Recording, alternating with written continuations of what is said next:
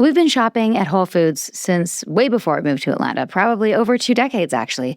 And now we've officially decided that it's our holiday headquarters this year. Whether we're hosting the big dinner or just showing up trying to look like we have our lives together, they've got literally everything we need. If we're hosting, we grab their heat and eat sides from prepared foods, zero stress, maximum delicious, and stock our pantry with their budget-friendly 365 staples, cream of mushroom soup, stuffing mix, French-style green beans, basically all the holiday essentials without the holiday panic. Yes, please. Plus, we're treating the family to some limited edition desserts, holiday rum cake, obviously. If I'm a guest, I will never show up empty-handed. Thanks, Mom, for teaching me that life lesson. So I snag one of Whole Foods' expertly curated cheeses and some maybe gluten-free crackers, some gorgeous flower arrangement, instant hero status. Oh, I just threw this together, no big deal. And for the main event, they've got their showstoppers, bone-in spiral ham, rib roasts, and even some amazing seafood like king crab.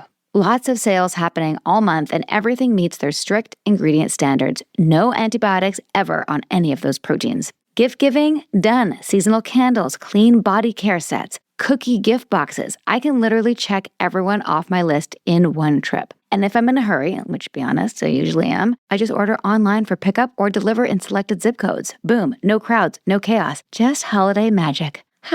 Shop for everything you need at Whole Foods Market, your holiday headquarters. This podcast is for informational purposes only and should not be considered legal, medical, or mental health advice. The views and opinions expressed do not necessarily reflect the official policy or position of the podcast and are not intended to malign any religion, group, club, organization, business, individual, anyone, or anything.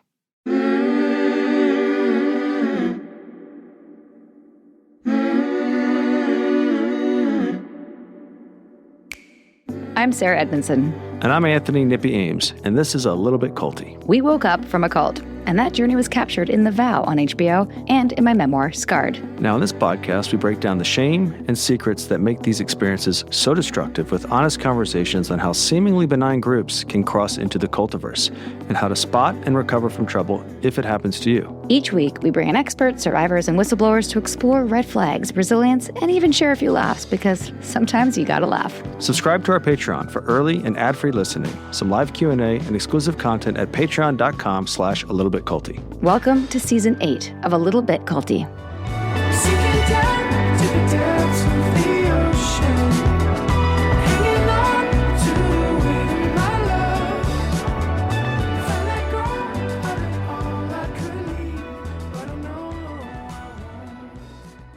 Welcome back to A Little Bit Culty, everyone. We are here with Amanda Montell. Not one, not two, 3-time guest. She's in the lead. Sarah, you're going to drop some knowledge about Amanda here? Yeah. A Little Bit Culty, you're the number one guest. Oh my God, I love to win. Well, you're in the lead. Sorry, I have no, exactly. There's some and invites out. Exactly. And as long as the podcast is running, there will always be a tally. And if we shut it down, we'll send you a prize. Okay, amazing. Yeah. Well, I hope that never happens. It might be a sash. Welcome to the rank of third highest guest on A Little Bit Culty. What color will it be? For those of you who have been living under a rock, Amanda Montell is a New York Times best-selling author. She wrote the book Cultish, which I'm sure most of you on this podcast know, The Language of Fanaticism, which is now out in paperback. We'll be diving into that later. She's an award-winning podcast, which all of you know sounds like a cult. The last time we were together, we were promoting your last book, The Age of Magical Overthinking, which was another phenomenal tome, dare I say. And I learned all about the cult of Waffle House. Yes, which actually that was one of our guest questions, just to dive right into it. I mean, your resume and your bio is phenomenal. You've written for all these incredible publications. You've now bridged the gap into fiction. Yes. Is this erotica? Oh my God, no. No? I just announced my debut novel, Deal. And the title is a little bit salacious. It's called Where to Put Your Tongue. Yeah. But it's about a Hollywood dialect coach. Sure it is. Teaches Hollywood's brightest what to do with their mouths. Hollywood. Yes, but she also gets involved, this dialect coach, and in there's a plumber sort involved. Of... No, this isn't the 90s. Yeah, no, she gets involved with... Dated myself. Yeah. That's a very, I feel like plumber is a very, Gen X change the tire. Or pizza delivery man. Anyway, yeah, totally. sorry, please finish your thought. This dialect dialect coach gets involved with sort of risky flirtation with a cult-followed film director. And so the Where to Put Your Tongue title is a little bit of a double entendre. Okay, I was kind of You're hoping. good at those. I was You're good kind at of the hoping for entendres. some erotica from Montell. I mean, it will be kind of a sexy book, but in a sort of culturally critical way. And You know do- how I do. Yeah. Do we find out where you put the tongue? You will find out it should really be called Where Not to Put Your Tongue. As somebody who has studied voiceover, I know exactly what she's talking about. Your Yeah, tongue yeah. goes in different places. That's Oh, right. does it? Yes. Your Or like- alveolar ridge. Yes. Go Like on. if you have a British accent, your tongue and your mouth are doing entirely different things. Of And I'm not even course. trying to do a British Yes, of accent. course. I'm just speaking with my mouth differently. Yeah, right? when I teach, I was just actually coaching one of my dear friends who is English and has a North London accent. I was trying to teach him to do an American accent. Oh, what'd you and say? so I had to, he was really struggling with dark L's, as they're called in linguistics, the L that appears at like the end of words like bottle versus a light L, which appears at the beginning of the words like light. Like one you're using like the tip of your tongue and one you're using like more of the back of your tongue. And so I was like literally like teaching him where to put his tongue. And that's like part of what dialect coaching is, which is a career that I did consider pursuing when I was in college, but before I went and That's right. wrote You about studied linguistics. Yeah. Yeah, that's right. So this is a merging of a lot of different things. Yeah. And the cult director. The cult followed film director who has a sort of power abusive streak. Yeah, no, that's what's so fun is that like with fiction, I get to take everything I've learned over these years of writing nonfiction and lift off into a world of my own. It'd be a great business. What? You would call that where to put your tongue? Where to put your tongue? A dialect coaching business? It could be where like- where the dialect coaches like dress sexy. air quotes are on dialect. They could dress in French maid outfits. I love this idea. Do not tempt me with an entrepreneurial endeavor. Like, we should start this. Sidebar, and I know you'll appreciate this. We just did an episode about OneTaste. Have you done an episode on OneTaste? It's coming. We are recording one in due time. Is it with Ellen Can we Hewitt? say holy fucking shit with it? OneTaste? Yeah, I know. I had no idea. Really? Not until I read the book how like diabolical that one is. It was Yeah. worse than I thought. Yeah. Like way well, worse. Not what is it creepy to say? I'm excited to find out. I look forward to learning more. Yeah. There was That's one diplomatic particular, of you. and I have this for later in my notes, but since we're talking about it, one particular thought-terminating cliché that they used that you're going to fucking love. Tell me. It's called get off on any stroke. Oh, ew, Sarah. Yeah. Sarah, why would you think she would love that? No, because it's got so many meanings. It's not just what you think. If you're upset about something, a stroke can not just mean a stroke, like a stroke. Yeah. But it's like anything that happens in the organization. Like if you're upset, that's also a stroke. And basically the idea is that anything that happens, you should be okay with because that's your growth. So get off on any, like how can you get off on that? Like how can you make that okay? How can you grow from it essentially? Yeah, so it's got many meanings. God, and that's a classic example of a culty redefinition. Yes. We know what a stroke is as everyday English speakers, but they're imbuing it with this charge that can be really manipulative. Yes. In your Yeah. business, it would say something like, you can put your tongue anywhere. Right? Nippy. Straight Sorry. to jail for Sorry, you. okay. I've given gonna him kick so much back. fodder with this freaking novel okay, I'm title. gonna kick back and just hang I- out. Really- Let me know what you name me. Really, for those who don't know, we have been planning this episode since Cultish came out in paperback, but life has been busy and you got married. I did join the cult of marriage, although I'm doing it my way. So I feel like, you're still doing it in your alternative, not culty way. yeah, I'd like to think so. I mean, whatever, institutional establishments such as institutional, marriage are culty. But yeah, no, we're definitely approaching it from our own little direction. And Yeah. how's that? How's married life? Like, so cute. I kind of love it. It's done so much for our sense of ease as a couple, I think, because now that we have this emotional, legal, just like much more serious commitment. Now, when we get into some stupid tiff or when we encounter a challenge, we're able to bounce back from it so much faster, knowing that like it's going to be a long life if we stew over these. Yeah. So, yeah. And it's also like just created, I don't know, like a sense of like emotional maturity and relaxation. Everything doesn't feel so threatening all the time. I mean, not like before marriage, everything was just like threats, but like it's done a surprising amount for our confidence as a couple. And that's like made room for, I don't know, more flexibility. Like I was so allergic to the idea of marriage before I like finally saw a vision of it that could work for us, because I was like, oh, well, I don't want to be perceived as like a fucking trad wife. Like, I don't know. I didn't want to be perceived as someone who like was really into tradition. But, you know, as I get older, I like care less and less about like how I could possibly be perceived. So that's a gift. But also I was like, well, is there some implication? Is there some sort of inherent implication with marriage that you like can't have your own independent life, or that you can't, you know, like be your own person, you know, because you're all entangled with this individual and their identity for the rest of your life. But like, that's not true, you know, like I love to travel alone. I can still completely do that, you know, like I can still have my like kind of like Sex in the City style adventures and like, you know, close friendships that, you know, I could have had when I was single, and that's not compromised by being married. I was overthinking it. Ought to enhance it. And I think it puts a lot of the existential questions to rest too, like aloneness, like, you know, and you have a relationship. Because I know for me, to your point, I couldn't necessarily see how having a partner wasn't taking my time as opposed to enhancing it. Yes, it's so true. And if you can find that, like You're Sarah saying has, I enhance your like time? Sarah has. She enhances your time. Yeah, of course. Yeah. I mean, you're She building teaches something. you where to put your tongue. I'm just kidding. You're building something. Yes, totally. And like, you know, my husband and I have known each other since we were 12 years old. That's right. We met doing community theater as kids and then reconnected as adults. That's awesome. And so we just have this like deep familiarity with one another. And sometimes we'll like catch each other out of the corner of our eye, and I'll be like, oh my God, you're Casey Kolb from middle school and high school. And like, that's so crazy. And now you're my husband. Yeah, now you're my husband. Like sometimes it'll occur to me how absurd that is, but I love it for the plot. You know, we're artists, so like we love romanticizing our lives. And like to your point, human beings are really meant to do life together. And it's not like that. It's not like our marriage is, you know, tying me down like the old ball and chain. It's just that like I know that I have this person to do life with, and that's really lovely. That's great. I love that. Yeah. Congratulations. Oh, thanks. Cut and paste. Yeah? Yeah, I like what she said. Okay. Cut and paste. All right. That means we like it. Yeah, no, I get that. Thank you. So we booked this because Cultish was coming out in paperback.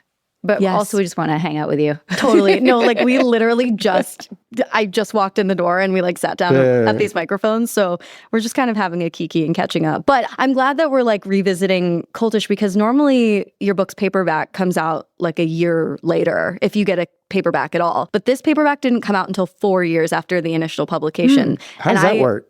Well, is that another podcast? No, it's just that like the book, you know, it didn't have like a super splashy initial publication, you know, like I was kind of doing all the marketing myself, you know, and like that's why I launched my podcast Sounds Like a Cult, to get the word out about Cultish. But then like slowly but surely it just started finding its readership. It didn't come out of the gate finding its readership. It happened more slowly. And it just kept selling consistently enough that the publisher was like, all right, I guess we'll push the paperback till next year. All right, no, never mind. I guess we'll push it to next year, because you make more royalties on the hardback, obviously, because it's more expensive. So then, you know, it just was like, thankfully selling well enough that we pushed the paperback for whole ass years. That's great. And the other privilege of that was like, it gave me the opportunity to like pay attention to reader feedback over those 4 years. I'm a completely different writer now than I was when I wrote Cultish, when it came out. And so, you know, when the paperback publishes, you get the opportunity to make any tweaks that you might have wanted to make. And so I did get to make some, which I was grateful for. And that's something that we wanted to talk about, because we've had these conversations kind of more behind the scenes about some of the controversial topics, and we can go into as much of this. Controversy in a very niche market. With like three people. Sure. Like I could never have imagined the readership that Cultish would develop when I wrote it. Like, it's like I wrote it mostly in the pandemic. Right. My first book, Word Slut, had such a small, really good faith readership, you know? So like, it's ridiculous to think about now, but after Word Slut, my first book came out, I was checking my Goodreads reviews every day, because it was like, oh, another nice thing, you know? Like, why wouldn't I want to read that? And, you know, it had a small but very engaged, self-selecting readership. It's a book about language and gender. Like, not everyone and their mother with a vague curiosity is going to pick that up. You kind of have to be a specific person. And so it was just like a very positive kind of situation. But I did want to write a book that would attract a slightly larger following. And, you know, I guess it makes sense that a book about cults would have a broader appeal. But I don't think, and this was my naivete, I guess, and just my kind of like youthful eagerness about my own curiosities and what I was writing about, I did not fully appreciate how strongly people would feel about even like tiny little points in the book. We've run into that as well. Yeah. So, the feedback has mostly been amazing. I mean, this book changed my career. And by amazing, I also mean like people who disagree and will reach out or express that in various ways. Great. How lucky am I that people are reading this book and engaging with it? Like, I didn't write something for people to unilaterally agree with. Like, that's cult later. It's like, engage with it, disagree, love that. Like, it's basically just a long work of social science backed opinion. And so people are allowed to, disagree. But because I wrote the book and when it came out, and I was so young, like I wrote this book at 27 and it came out at 29. And I wasn't yet properly medicated for my anxiety disorder. I don't think I was like ready for the onslaught of feedback, because some of it was like respectfully dissenting, amazing. And then some of it like low-key made me feel like people wanted to ruin me. And I wasn't at that time skilled at discerning like, oh, this is feedback I really need to pay attention to, or that is valuable to me, versus this is feedback that's just in really bad faith. Yeah. So it's been a learning journey. I bet. Yeah. Let's take a little break from the Cultiverse. Here's a word from our sponsors.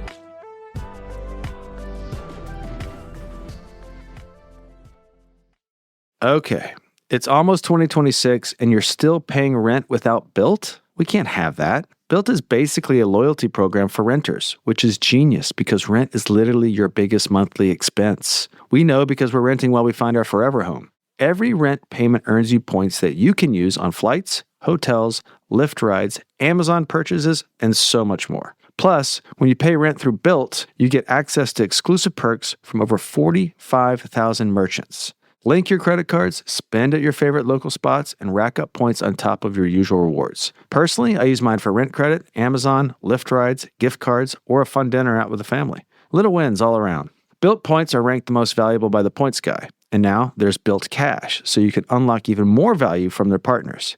Paying rent is finally rewarding. Literally. Join the loyalty program for renters at jointbuilt.com/culty. That's joinbilt.com/culty. Make sure to use our URL so they know we sent you. If you're anything like me, last-minute shopping is basically a sport. Shelves are empty, ideas are running low, and panic is setting in. That's where Aura Frames saves the day. I'm so excited about Aura Frames being our newest sponsor because I can think of like 10 people that are getting this from us for Christmas. It's so personal. You can preload photos before it even ships and keep adding from anywhere, anytime. Every frame comes in a premium gift box, no price tag, and no stress. You can't wrap togetherness and connection and love and all that good stuff, but you can frame it. Seriously, it's the easiest, most thoughtful gift, even for those people who seem impossible to shop for. So, for a limited time, save on the perfect gift by visiting auraframes.com to get $35 off Aura's best-selling Carver matte frames. Named #1 by Wirecutter by using promo code culty at checkout. That's auraframes.com, promo code culty. This deal is exclusive to listeners and frames sell out fast, so order yours now to get it in time for the holidays. Support the show by mentioning us at checkout. Terms and conditions apply. Happy shopping and happy holidays. You hear that? That's not just a Toyota truck. That's the sound of no crowds. No alerts, no distractions, and no telling what you'll find next. You know, like a detour. So why would you ever take a tour when you could take a detour? Toyota trucks.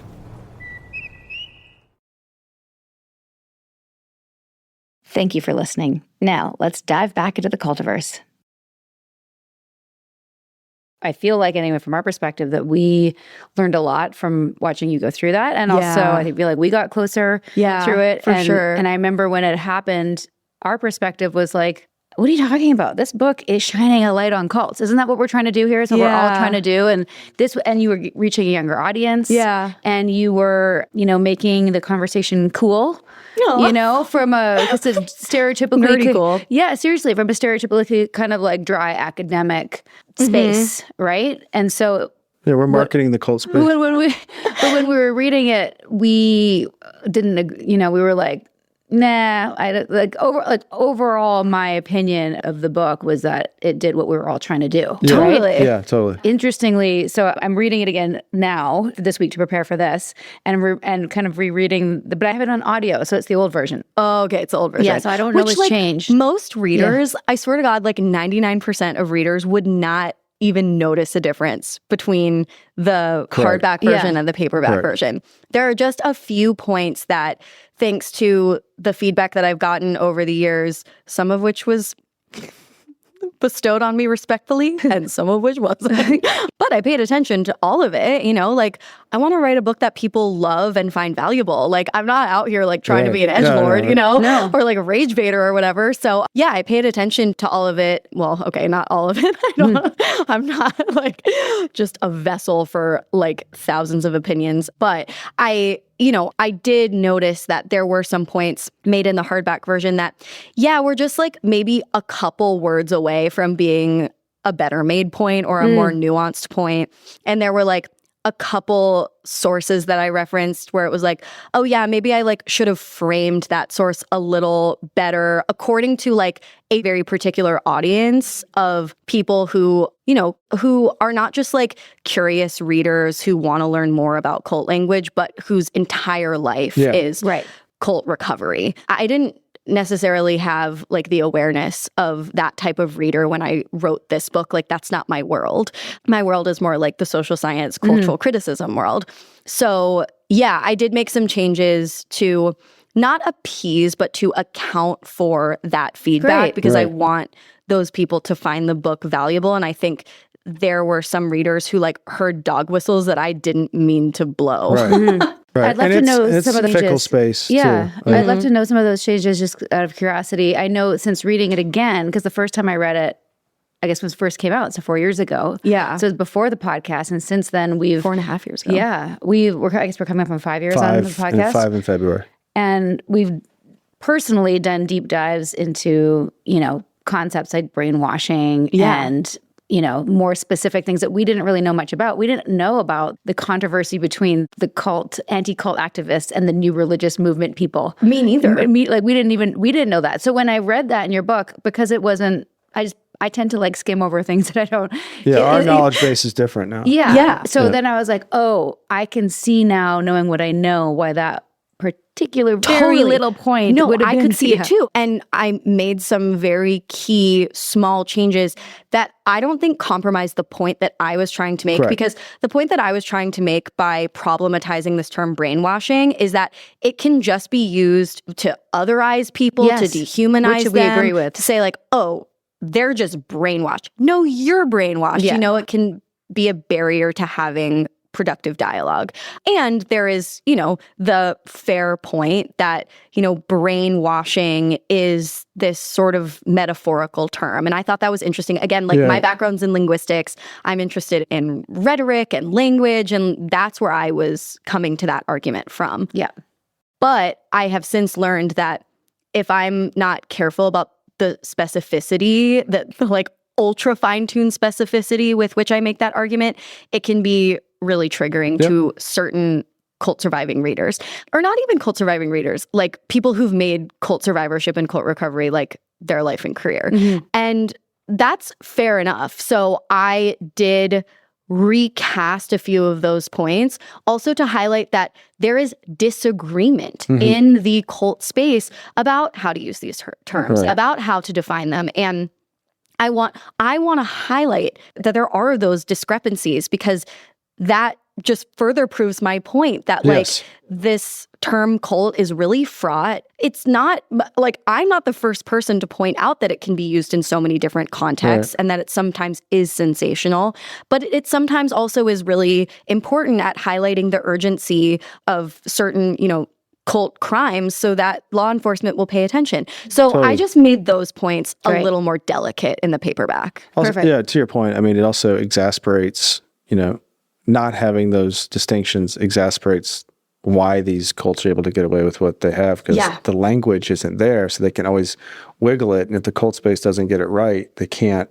spot it, identify it, diagnose it, put it in a package and go, hey, this is what's going on. And that to me is what's, I think, is the value of doing what I think collectively we're doing, is just putting language to it. Totally. So when it happens, you're not confused about, what happened to you. You can kind of go, oh, that's mine. Exactly. Like I mean, that type of labeling can be so powerful and empowering. And that's ultimately what I wanted to do with the book. And the fact that there was like this niche of readers that, did for now I realize like valid reasons get hung up on certain, not even the arguments that I was making about topics like brainwashing or Waco, but just like some of the framing, which I just thought was like really fascinating and kind of edgy. But it's like, no, there are certain people who aren't going to pay attention to my broader argument because I made that point that way. So I just didn't want to give anyone the excuse to like write off this whole book.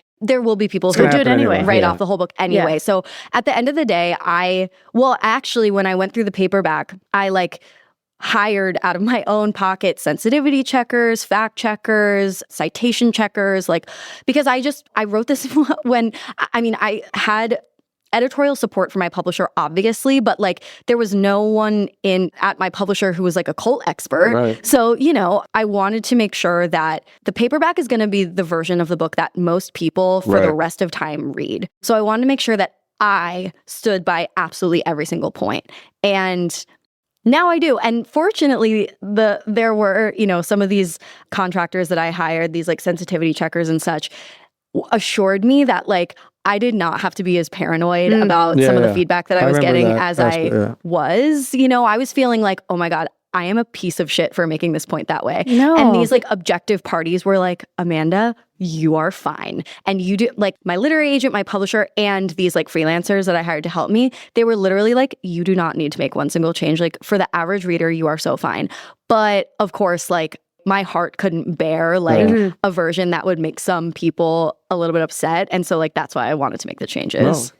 It's good reason. Well, I appreciate that you did, and I'm sure those people who were upset will appreciate it. But I think overall, because I was reading it again, even with knowing what I know now, I still think it was never that you were saying that brainwashing doesn't exist. What you were saying was because you then go on to show how language actually does it. Yes. So it was more like just to say you can't just wash someone's brain and then you get them to do something. No, you have to go take them through a process. I was making a semantic argument. Right. Yes. Because that's my lens, right? Yeah. Like I'm really interested in language and labeling and linguistic techniques and rhetorical tactics. Yeah. And so, I just wanted to make that lens ultra clear. Yeah. So that we can like move past that exposition and then get into what the book is actually about. Exactly. Yeah. Which is why I was so kind of disturbed by the whole controversy around it, because I feel like it was I understand now that I'm more educated Me too. in the academics of it all and the history of it all, which I just didn't know anything about. And it's fucking crazy. Like, have you read Rebecca Lamav's book about brainwashing? She was recently. I actually had her on my other podcast. You did? Okay. Yeah. She is gold. Yeah, she's amazing. Yeah. She is amazing. And we need to amplify her voice because she's completely agree with you. She's subdued a little bit. And I don't think she's actually, like a marketer. Thank you for reminding me, because I'm working on a project about a specific cult. We'll talk later. Okay. And I was tapped to recommend some academics to have as extra sources on the project. And I was like, I'm thinking of someone, and I forgot, and it's Rebecca Lamav. And I interviewed her on my Magical Overthinkers podcast.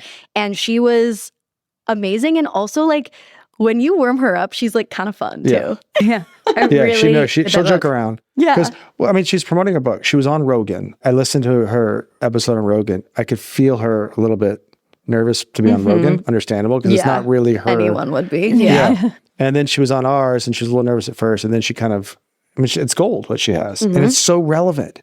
It is so relevant to what's going on right now. Oh my God. Thank you for reminding me. I was like, who is this expert that I'm not thinking of? And it's She's Rebecca great. Lamav. She's awesome. So I've learned, because of her and, people like that, I've just learned so much. And me too. And like Rebecca Lamav's, interaction with me and her like whatever endorsement of my work, because, she pitched herself to be on my show and whatever. I'm just like, okay, I can't be like this much of a fuck up if like these people want to collaborate with me and talk to me or whatever. Like, I think like my effect with Cultish has been net positive. You know, it's just there were some notes and good. And like, I'm learning, you know, like I'm not perfect. Like I'm always down to receive feedback as long as people aren't literally telling me they want to ruin my life.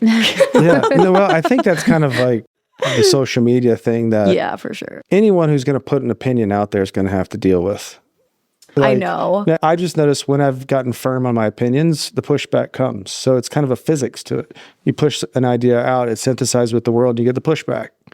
Right? I love when you put science into it. Because I'm like, okay, cult leader. No, I'm just kidding. Do Keith being like, it's physics when you express a strong opinion and strong opinions come at you?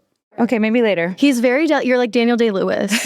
You need very specific circumstances. It has to come to you. Yeah. I get that. I totally get that. If it doesn't come naturally today, Amanda, I promise you, I will send you a link. Please. To this incredible footage of Nippy. This is when we're in Nexium. Oh, I've seen it. You've seen that? Yeah. Oh, I've seen that. Yeah. I mean, that's really the height of it. That's canon. That video's canon. I light him up like a Christmas tree. No. I fuck him up and I didn't know I was doing it. Even cult podcasts need sponsors, everyone. Check out these must-haves.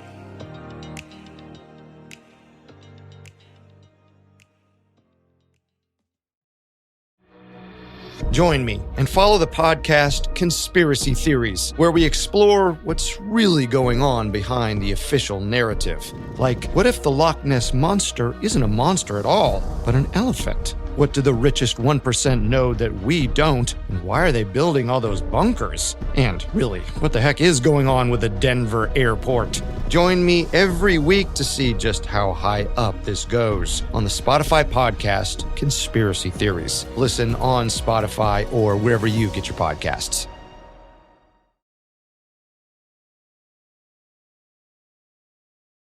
Sponsor break's done. Now back for more culty stories. Wow, isn't it fucking crazy to think about him sitting in jail right now? Tell her. Like 2 nights ago, I go, think about Keith. We don't talk about it anymore. I don't even think about it anymore. Totally. It just hit me one day. I was like, wait. He's alive. He's alive, and he's doing the same thing right now that he was doing a year ago and 2 years ago, sitting in a jail. And I said to Sarah, she said, what do you think he's doing? He's like, probably thinking of ways to get out of it. And yeah. I mean, planning. Yeah, for he sure. still has supporters, so like, why not make something up? No, totally. No, he's scheming in his head. I mean, that's his coping mechanism. Like, he's just there. That's so crazy. In my mind, he like poof evaporated from Earth. But no, he's still there. I picture him on his bed looking up at a top bunk and like counting the slats in the metal wiring of the mattress and like, oh my God, Sarah, just plotting how to get us. I have like a chill down my spine. That's so spooky to think about. It's in Arizona. Right? He's in Arizona. Tucson, Arizona. Do you think I should go visit him? I don't know what that would achieve. Bring him some a little bit culty merch for the pod. Yeah, be like, sucker. Like and subscribe. I have, by the way, a pink fanny pack for you. A little bit culty fanny pack. I'm just going to give it to you now. I was going to wait till the end. Oh my God. Wait. I thought you were joking. I thought you were saying that this is what you would offer Keith. This is for me? This is for you, but I'll also send one for Keith. We should send one to Keith. Of course, there's Palo Santo in it and an AG one. Yeah, hell yeah. Oh, and what do we got here? Little electrolytes. Yeah, bless you. I just figured you'd need a few things. Wellness mommy. I walked through the front door and Sarah plied me with a power bar. But my mouth is full of, I have some cavities right now, so it hurt my teeth. Oh no. Oh no. I can't have sugar right now. Oh, that was way too sweet for you then. So I know it might be a little bit weird for you to have like another cult podcast merch. No, are you joking? But I feel like that if anyone's going to wear a pink fanny pack, it's you. Obviously. And I love this. A win for you is a win for me. I feel the same way. Love that. That's totally how I feel. That makes me almost emotional. I don't know why. Oh my God. Well, but there's a low threshold to making you emotional. I could be. If my sister-in-law Steph was watching, she's like, yeah, but you cry at everything. So, wait, hold on. So there's a couple guy friends that I have that listen to it. You have friends? A couple guy friends. Yeah. And when we hang out, they're like, did Sarah get emotional in your last podcast? They're always like, no, but everyone loves it. You're totally. It's actually, I wish and I could inside. Open up like you. Like, you know. Like cry it. Actually, we're doing a Magical Overthinkers. I just recorded a Magical Overthinkers episode called Overthinking About Crying with a woman that I think you would really connect with. She's like a breathwork girly. who wrote a book about crying, and I think good listen. Okay. I'll find it, yeah. I have to admit something to you. Okay. I have not listened to your new podcast yet. That's completely fine. Tell me the difference You haven't between... listened to ours yet. I barely listened to ours. Yeah. No, but seriously, tell the audience a little bit about the new podcast. Sure. Okay. Yeah. So my third book, The Age of Magical Overthinking, was kind of inspired by some of the literature I came across while writing Cultish, but that wasn't really right for that book. I came across all this behavioral economics and psychology literature about cognitive bias. Like sunk cost fallacy and confirmation bias, ones that people have heard of, but there have been hundreds of described cognitive biases, these like innate psychological tricks that human minds have always played on themselves in order to make efficient decisions about information from the world around us, enough to survive the world, you know? But now, like, our cognitive biases, including ones with fun names like the halo effect and, you know, like the IKEA effect, now they're clashing with the information age and causing us to do really irrational things like worship celebrities and then dethrone them the second we realize they've betrayed us, in scare quotes, or like, you know, investing our life into an Instagram manifestation guru or, you know, even irrational things that I've done in my romantic life. I was just really interested in the role of cognitive biases in irrational behavior specific to the information age. And that's what I wrote this book about. Every chapter is dedicated to a different cognitive bias, and I use it as a lens to explore some mysterious irrationality from the zeitgeist or my life.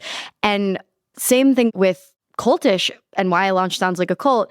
It was in part to get the word out about the book, but it was also in part because I was like sad that I wasn't talking about everyday cults anymore. And I wanted an outlet to do that and a place to talk about things that ended up on the cutting room floor. And that's exactly what Magical Overthinkers is to the age of magical overthinking. So it's inspired by the book, an extension of the book. And every episode is like overthink about blank. And I interview, you know, some brilliant scholar like Rebecca Lamov, or Dr. Romani was on an episode, or so many cool people. My friend Ellie Anderson is a philosopher. We had an episode called Overthinking About Monogamy, and she focuses on the philosophy of relationships. And so we talked about that. Cool. And all the episodes are about like some sort of taboo psychological subject that is easy to spiral about. I love it. Yeah. Okay, it's time to listen. I honestly, like, Nippy and I are a bit at a stage in our podcast where, like, and we're not going to stop. We're not stopping. But we're also ready to talk about some other things. Yeah, I imagine. You know, we just need a little break. We had an episode the other day with a guy who grew up in a cult where he learned chess. And chess was like what the leader was going to do to show the world how great this group was, this community. And so he became a chess master at such a young age. But in the story of his book, which is really about his journey in and out of this cult, he also explained the history of chess. Oh, and that's cool. I was just so like giddy about learning about something and ingesting a memoir, because we're pretty much reading a book a week. Reading a book every week. Like, and some of them are big. And we're listening. I tend to listen to them, right? Because I'm like doing laundry and driving and walking. But I am also taking in a book a week. And to have some new content was very exciting for me. Yeah, I mean, you deserve to think about other things. But, I mean, it's your podcast. So if you want to play a little looser with the thesis, then I really think we're going to go straight into politics. Great. Yeah. I mean, you could. That would be an easy transition. But, you know, this will always feel like an authentic podcast to the a little bit culty mission or whatever, because you're always going to filter whatever subject you talk about through that kind of idea. Yeah. That was it's actually a process driven. Yeah. We just had to say physics. Tell us about the physics of the universe. It's not going to happen. God damn it. Guys, we're telling you where to put your tongue. Oh. What if we frame it that way? That's pretty good. That's pretty good. Honestly, the reason I don't want to do it is because I have to sit up and like I can't use the mic. You don't have enough space. I don't. And he is pretty expressive in a very specific way. If it's going to be good, so you don't compromise my work. Totally. No, you can't half-ass it. It's my craft. I respect that. All right, everybody, we're going to stop there for part 1. Please do join us Thursday for part 2. Sinking down to the depths of the ocean, hanging on to the wave of my love. If I let go of it all, I could leave, but I know I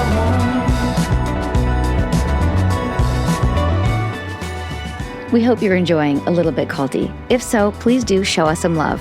Drop a rating or leave a review. Hit subscribe on Apple, Spotify, or wherever you listen. And subscribe to our Patreon at patreon.com/alittlebitculty. Even better, send this episode to someone who needs it. Maybe they're in a cult. Maybe they're just a little bit susceptible. Or maybe they just love a good story. Spread the word, spread the love. Thanks for listening, and see you next time.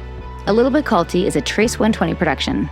Executive produced by Sarah Edmondson and Anthony Nippy Ames in collaboration with producer Will Retherford at Citizens of Sound. Our co-creator is Jess Tardy. Our production coordinator is Lesli Dinsmore.